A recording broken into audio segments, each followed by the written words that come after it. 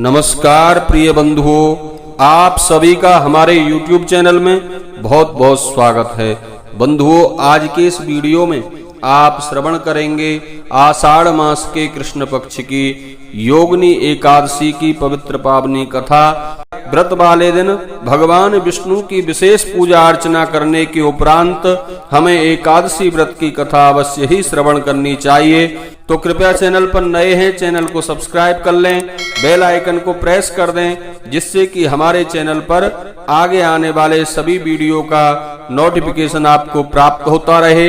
हम आपके लिए प्रत्येक व्रत और त्योहारों की शास्त्रोक्त जानकारी वीडियो के माध्यम से आप तक पहुंचाते रहते हैं। वीडियो को लाइक अवश्य करें और कमेंट में जय श्री कृष्णा लिखना बिल्कुल ना भूलें। तो चलिए एक बार प्रेम से कहिए, बोलिए विष्णु भगवान की जय, एकादशी महारानी की जय। बंधुओं, युधिष्ठिर ने वासुदेव भगवान श्री कृष्ण से पूछा कि हे प्रभु, आषाढ़ महीने के कृष्ण पक्ष की एकादशी का क्या नाम है, उसका महात्म्य क्या है और यह व्रत कैसे किया जाता है, कृपा करके मेरी जिज्ञासा को शांत करें। वासुदेव भगवान बोले, धर्मराज, आषाढ़ महीने के कृष्ण पक्ष की एकादशी का नाम योगिनी एकादशी है। यह बड़े बड़े पापों को नष्ट कर देती है। संसार सागर में डूबे हुए प्राणियों के लिए यह सर्वश्रेष्ठ नाव का काम करती है। इसका व्रत तीनों लोकों में उद्धार करने वाला है।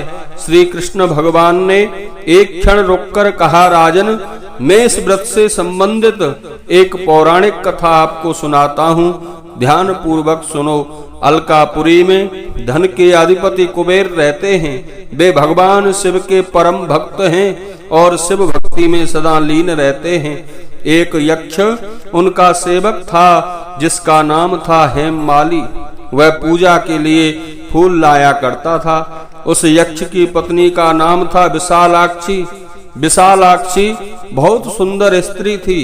यक्ष सदा कामातुर रहता था, अतः वह अपनी पत्नी में अत्यधिक आसक्त था। एक दिन वह मान सरोवर से पूजा के लिए फूल लेकर आया तो अपने घर पर ही रुक गया और पत्नी के साथ काम क्रीड़ा में लग गया। परिणाम यह हुआ कि वह कुबेर के निवास स्थान पर नहीं पहुंचा। कुबेर शिव मंदिर में बैठे पूजन कर रहे थे। दोपहर हो गया पर हेममाली पूजा के फूल लेकर नहीं आया। प्रतीक्षा का अब अंत हो गया था और पूजा का समय निकल गया था तो कुबेर महाराज को क्रोध आ गया। उन्होंने सेवकों से कहा, जाओ पता लगाओ हेममाली क्यों नहीं आया है। सेवकों ने बता दिया, महाराज, वह तो घर पर अपनी पत्नी के साथ है। सेवकों की बात सुनकर कुबेर के क्रोध की अग्नि पर घी पड़ गया। उन्होंने उसे बुलाने के लिए सेवकों को भेजा। अब उसे ध्यान आया कि यह तो बड़ा अनर्थ हो गया, अतः वह भयभीत हो गया। आकर कुबेर के सामने खड़ा हो गया। उसे देखते ही क्रोध से कुबेर की आंखें लाल हो गईं। उन्होंने कहा, अरे दुष्ट पापी दुराचारी, तूने भगवान शिव की अवज्ञा की है। तू कोढ़ी हो जा और अपनी प्रेयसी से बिछुड़कर यहाँ से कहीं दूर जगह चला जा।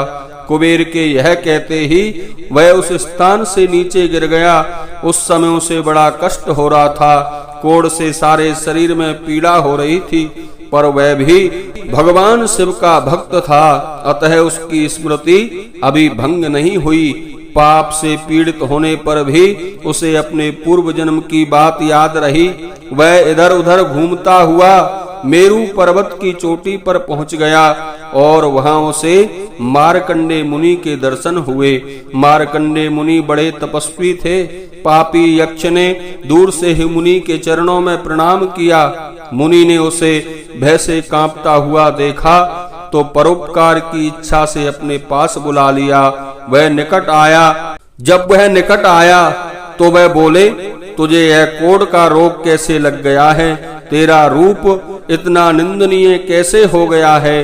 बंधुओं, यक्ष ने उत्तर दिया, हे मुने, मैं राजाधिराज कुबेर का सेवक हूँ। मेरा नाम हेममाली है।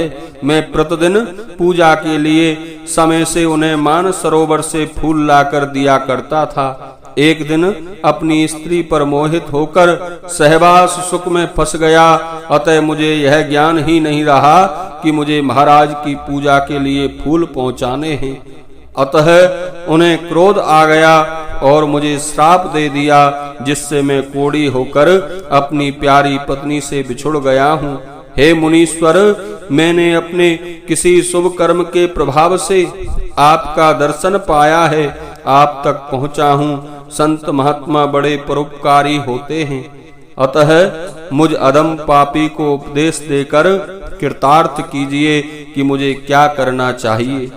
मार्कंडे जी ने दया से द्रवित होकर कहा, तुमने मुझे सब कुछ सच सच बात बताई है। झूठ बोलकर अपराध छुपाने का प्रयत्न तुमने नहीं किया है, अतः मैं तुम्हें एक ऐसा व्रत बताता हूँ जिससे तुम्हारा कल्याण हो जाएगा। तुम आषाढ़ महीने के कृष्ण पक्ष की एकादशी का व्रत करो, जिसे योगिनी एकादशी कहते हैं। इस व्रत के पुण्य के प्रभाव से तुम निश्चय ही इस कोढ़ से छुटकारा पालोगे। ऋषि के इन वचनों को सुनकर हेममाली ने उनके चरणों में दंडवत प्रणाम किया। मुनि ने उसे उठाया तो उसे बड़ी प्रसन्नता हुई। मुनि के उपदेश के अनुसार उसने बंधुओं योगिनी एकादशी का व्रत किया। इस व्रत के पुण्य प्रभाव से उसके सारे शरीर का कोढ़ मिट गया।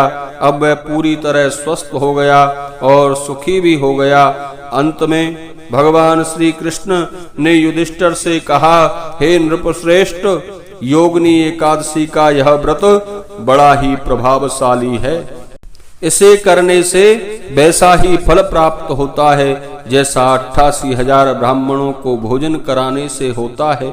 यह एकादशी बड़े बड़े पापों का अंत करके बड़ा पुण्य फल प्रदान करती है। इसके पढ़ने और सुनने से मनुष्य के सब पाप मुक्त हो जाते हैं। इस एकादशी में भगवान विष्णु की पूजा करनी चाहिए और आहार में मिश्री का सेवन अवश्य ही करना चाहिए। बोलिए एकादशी महारानी की जय, विष्णु भगवान की जय।